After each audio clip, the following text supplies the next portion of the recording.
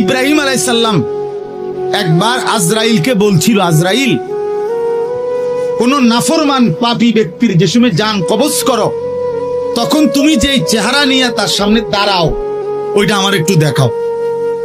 কিতাবে আছে। আজরাইল বলছে ইব্রাহিম আলাইহিস সালামকে যে আল্লাহর কসম আপনি সহ্য করতে পারতেন না।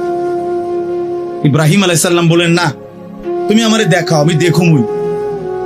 তো আজরাইল ওই আকৃতিটা ধারণ করছে।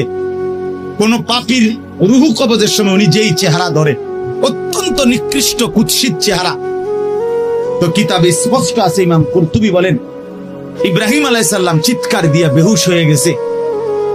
লম্বা সময় পরে হুঁশ আসার পরে উনি চোখের পানি ফেলে আল্লাহকে বলছে, আল্লাহ, তোমার কোন নাফরমান বান্দা পরবর্তীতে কবরের আযাব, হাসরের আযাব, জাহান্নামের আযাব আর কিছুই লাগবে না, শুধু কেবল আজরাইলের এই বিভৎস চেহারার যদি একবার দেখে, তার ৬০ বছরের নাফরমানির শাস্তির জন্য এটাই যথেষ্ট,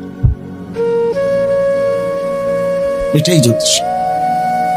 আল্লাহ নবী সাল্লাল্লাহু আলাইহি সাল্লাম বলেছেন, কোরআনে আল্লাহ বলছেন, এই মালাকুল মউত আজরাইল যখন কোন পাপী নাফরমানের জান কবজ করতে আসবে, প্রথম এই কলিজাটার ভেতর থেকে যে রুহু আছে, এই কলজার ভিতরে, কালবের ভিতরে যে রূহ, এই রুহুটা ধরে টান মারবে। যখন একটা টানে কলিজাটা ছিঁড়া, রুহুটা ছিঁড়া এই কণ্ঠনালী পর্যন্ত চলে যাবে। কাল্লা ইযা বালাগাতিত তারাকিয়া, কাল্লা ইযা বালাগাতিত তারাকিয়া। আর কিছুই না বান্দা, শোনো, যখন নাফরমান তোমার জান কবজের সময় রুহুটা চলে আসবে কণ্ঠনালীতে, এবার রুহুটা বের হতে চাইবে না, বের হতে চাইবে না, নাফরমান ছটফট করবে। আর ফেরেশতা আজরাইল, ফেরেশতা ছিঁড়া বিরা কোন জিনিসকে, কোন ধারালো লোহা, শিক, এটা যদি আগুনের মধ্যে, আপনার আগুনে পোড়ানো জিনিসের মধ্যে টান দেয়, তাহলে যেরকম ছিঁড়া বিরা আসে, আল্লাহর কসম, আল্লাহ রাসূল বলছে, আজরাইল যখন রুহু ধরে আবার টান মারবে, তো সমস্ত শরীর ছিন্ন ভিন্ন করে এই রুহু বের করে আনবে।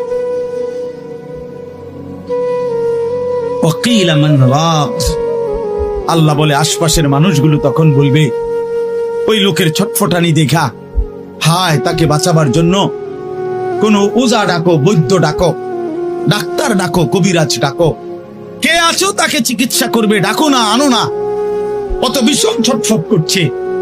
আল্লাহ বলেন, ওয়াযান্না আন্নাহুল ফিরাক, কিন্তু ওই নাফরমান